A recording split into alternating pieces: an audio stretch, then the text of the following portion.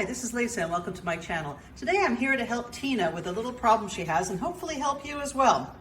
She has been grooming this horse and she wants a Western Pleasure horse, and no matter what supplements and grooming she does, she cannot get a nice Western Pleasure horse here. I mean, look at that face. Wouldn't that make a beautiful Western Pleasure horse? Let's see how we can help her. And if you have a chance, please like and subscribe. And if you have any comments on this process, leave the comments below. So she surfed the internet and found a horse similar to what she wanted. And this is what she wants me to try to create out of her horse. But seriously, let's take a look at how we're going to turn and customize a model Breyer into something different. Now with this one, I am trying to create a performance horse, and I want it to look something similar to this. And one of the things with Arabians is I think they overflex them, so I don't want to achieve this much flexing for me, but this is basically the look I want. Now what I'm going to show you, you can do with your computer, if you're good at it. I use paint.net, but I'm going to do this physically so you get a good idea of how I'm going to review this against this.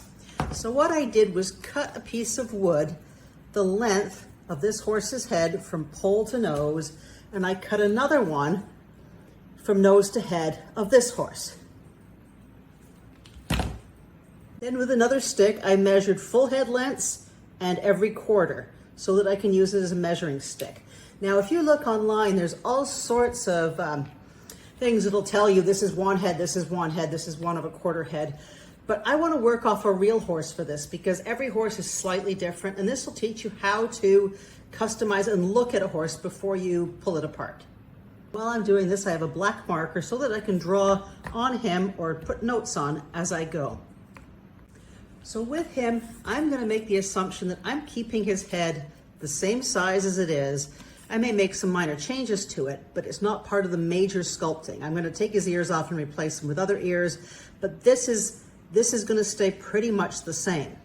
However, if you look at the neck here and how it drops at the withers, so the withers are going to have to somehow, from here down, I'm going to have to take a big chunk out of this model to lower his head. However, if I look at this portion of the head, this part is not bad. So if I cut off here to start, I'm going to have a look to see how that sits. I'm not going to make any more decisions around the neck.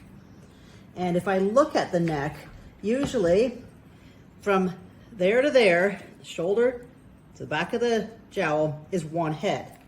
And if I look at this one, he's a little long there. So I have some room to play with to reduce that size of that neck. The next thing I'm going to do is just draw a picture of approximately where this horse's back is, so I have something to work with.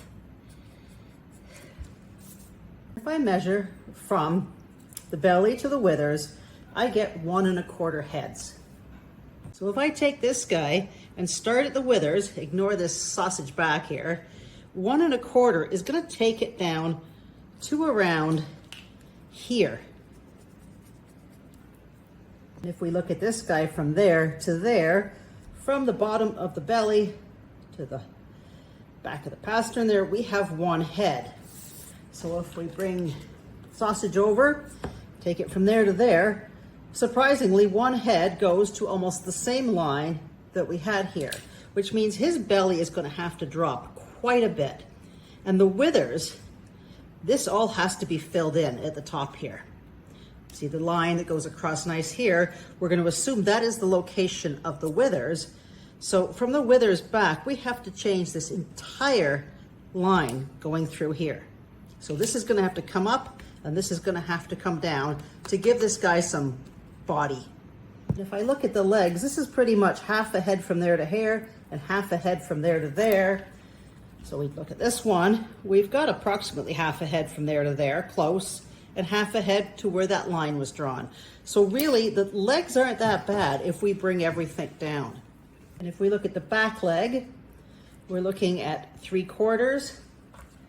And we bring this guy in here, from there to there is approximately 3/4. So I'm fairly happy with this length. And we'll check it on the other side too, because a lot of times the models aren't the same. And it's a little shorter but close, so we can work that in and just take account of that. The other thing with this horse, and with all horses in this position, is this leg is more under him. So this one really needs to go back a little. This is fine, but I want this one to just move back a tiny bit. So if we look here, I'm gonna put a cut through here and move him back. Now I look at the overall length, and he's almost 2 3/4. And when I measure this guy, he's just a little under 2 3/4. He could be a tiny bit longer, but not much. So the overall length of this is not bad. And when I look at the chest from here to here, and he's on a slight angle, that is 1/4. And I think this one's sticking out a little bit too much. So I could probably fill that in a little here and just finish off the chest. Obviously that's sticking out kind of funny. So when I'm working on that, that will get sanded to be more chest shaped. And again, I will look at how that falls off, the angles. I'm gonna take a pen and draw a fairly horizontal line, and then another one on the shoulder. And I'm gonna check out that angle. Then with the same thing going on here, I'm gonna try to get a similar angle. And I can do that by actually measuring, or I just put him on that line, see where the start and end of that is, and that'll give you an approximate angle of where the shoulder line should be. Other important measurements from the stifle to the hock, that's 1 head on him. And if I look at this one, that is 1 head. So the base here is okay to work with. And I'm also gonna measure from there to there, which is on this horse 1 head. And from there to there. Now this one, look how much you can come up. And that's gonna be up where the withers are. So this whole thing is gonna come up, and the whole butt end is gonna be completely reshaped. So right now, this part isn't gonna be cut or changed until I have built this up a bit more. So really the only cuts I'm making for now is through here and through this leg to move it back a little. Then I'm gonna pin those back together, and then we'll look at it more. So that is how I look at a model to see how to change it. Now I often do this on a computer, and it's done in stages because I can't fully see it until I move it around, because there's just so much going on that needs to be fixed with this dude. I will reference with this stick and these pictures all the way through my sculpting process. Now to make these cuts, I will use a Dremel, and I will use a cutting tool, and I make sure there's a mask. You have to wear a mask and glasses, or you're going to be hurting your face and your eyes. Be very careful, it stinks. You should probably do it in a well-ventilated area. And most of my other work is done with a sanding tool for the rough out work. I am not going to show you this online because I do not want to be working with a tool this dangerous and videoing at the same time.